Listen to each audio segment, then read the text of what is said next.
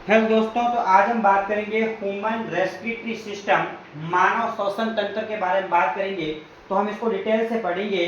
जहाँ तक बात की जाए मानव श्वसन तंत्र की, तो सबसे पहले हम बात करेंगे नेसल कैविटी के बारे में। नेसल कैविटी का मतलब नासा छिद्र होता है। ये नासा छिद्र क्या करते हैं, तो सबसे पहले जो ऑक्सीजन होती है, जैसे वातावरण में जो ऑक्सीजन होती है वो लगभग 21% के आसपास होती है। तो ऑक्सीजन को जब हम लेते हैं तो सबसे पहले नाक के माध्यम से ऑक्सीजन है वो अंदर की तरफ जाएगी। तो अंदर की तरफ जब वो जाती है तो जैसा कि आपने देखा होगा कि ऑक्सीजन के साथ में कुछ आसपास की धूल है, मिट्टी है, और वो भी उसके साथ चली जाती है।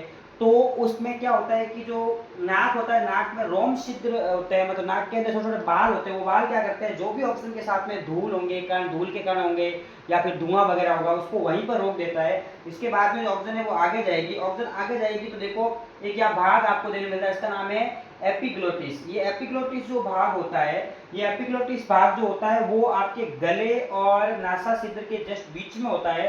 एपिग्लोटिस भाग क्या करता है, तो एपिग्लोटिस भाग जो भी ऑक्सीजन जो इसके अंदर जाएगी, तो एपिग्लोटिस भाग क्या करेगा कि वो आपके खाने की नली को बंद कर देता है। वो खाने की नली को इसलिए बंद करता है ताकि जो ये ऑक्सीजन है वो सीधी की सीधी फेफड़ों में जाए, ताकि इस श्वास नली के अंदर है जो खाना नहीं फंसे। अगर श्वास नली के अंदर खाना कभी फंस जाता है तो हमारे को कुछ हिचकी वगैरह आना शुरू हो जाती है, जिससे क्या होता है कि हम बार बार यहाँ से हमको प्रॉब्लम होती है। फिर हम पानी पीते हैं और पानी पीने के बाद में थोड़ी देर बाद वो खाना है वापस अपनी जो श्वास नली है, जो आपके ग्रास नली जो होती है उस ग्रास नली के अंदर चला जाता है।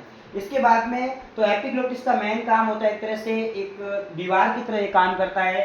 ये जैसे ही ऑक्सीजन आती है वैसे ही खाने वाली नली को बंद कर देगा, और जैसे ही खाना आता है वैसे ही ऑक्सीजन वाली नली को बंद कर देता है। ये इसका मुख्य काम होता है। इसके बाद में हम बात करेंगे फेरिंग्स के बारे में। फेरिंग्स का मतलब गला। अगर हम गले की बात करें तो गला एक खोखला भाग होता है। देखा जाए तो गला एक खोखला भाग होता है, और गले के गला जो होता है वो आपके एपिग्लोटिस और लैरिंग्स जो स्वर यंत्र होता है उसके बिल्कुल बीच में होता है। और गले में टॉन्सिल्स होते हैं जो क्या करते हैं, अपन को संक्रमण से बचाने का काम करता है। ये गले का मुख्य काम होता है।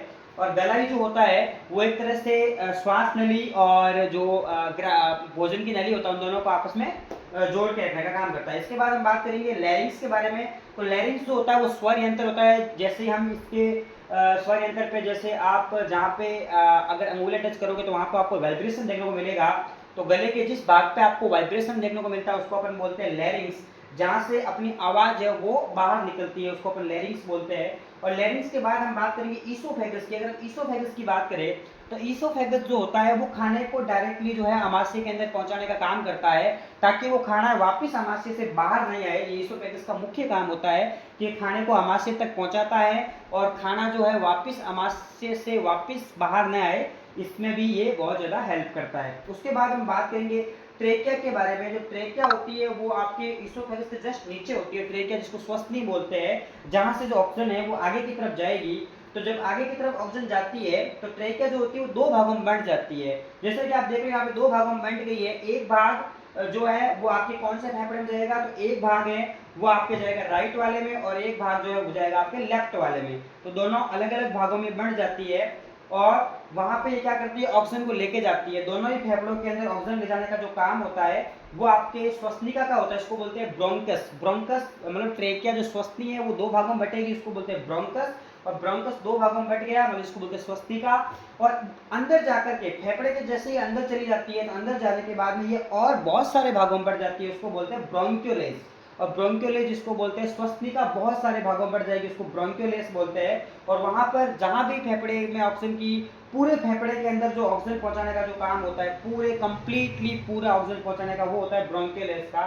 फिर ब्रोंक्यूलेस है वो छोटे छोटे और भागों में, जैसे कि आप देख रहे हो कुपिकाओं कुपिकाओं के अंदर बढ़ जाए। जैसे आगे एल्वेली, जैसे देखो आप देख रहे हो जैसे गुबाई टाइप जो संरचना आपको दिख रही है, तो गुबाई टाइप जो संरचना दिख रही है इसको बोलते हैं एल्वेली। एल्वेली में क्या होता है कि गैसों का आदान प्रदान होता है। इसमें क्या होता है, ऑक्सीजन गैस अंदर जाती है और कार्बन डाइऑक्साइड गैस बाहर निकलती है। ऑक्सीजन गैस अंदर जाती है, कार्बन डाइऑक्साइड बाहर निकलती है। कभी कभी ऐसा होता है कि यहाँ पे ऑक्सीजन गैस की मात्रा कहीं किसी शरीर के हिस्से में ऑक्सीजन गैस की मात्रा नहीं पहुंच पाती है, तो ऐसे केस में क्या होता है, वहां से व्यक्ति को दर्द हो जाता है, क्योंकि वहां पे CO2 की मात्रा बढ़ जाती है। जब तक ऑक्सीजन वहां पहुंचेगी नहीं तब तक CO2 वहीं रहेगी, क्योंकि ऑक्सीजन आएगी तो ही CO2 को क्या करेगी, भगाएगी।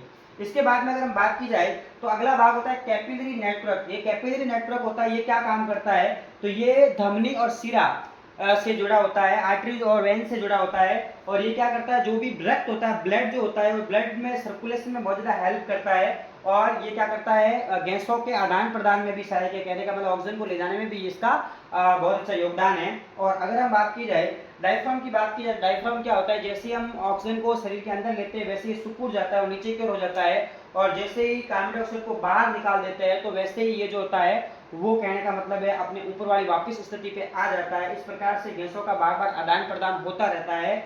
और डायफ्राम जो होता है इसका इसमें बहुत ज़्यादा योगदान रहता है। तो मैंने आज आपको इस शरीर के सभी भागों के बारे में बताया। जैसा कि आपको मालूम है कि हम ऑक्सीजन कितना लेते हैं, तो हम ऑक्सीजन 21% लेते हैं और उसके बाद में हम कार्बन डाइऑक्साइड वापस उसको छोड़ देते हैं लगभग 16% के आसपास। तो वो बार बार हम लेते रहते हैं और छोड़ते रहते हैं। जो गैस हम ऑक्सीजन अंदर की ओर लेते हैं और कार्बन डाइऑक्साइड को हम बाहर की ओर छोड़ देते हैं। और नाइट्रोजन गैस भी हम लेते हैं, लेकिन नाइट्रोजन गैस हम जितनी लेते हैं, जैसे कि पर्यावरण में नाइट्रोजन गैस की मात्रा 78% होती है, तो 78 के 78% लेते जरूर है, लेकिन शरीर के अंदर कुछ भी नहीं रहती है।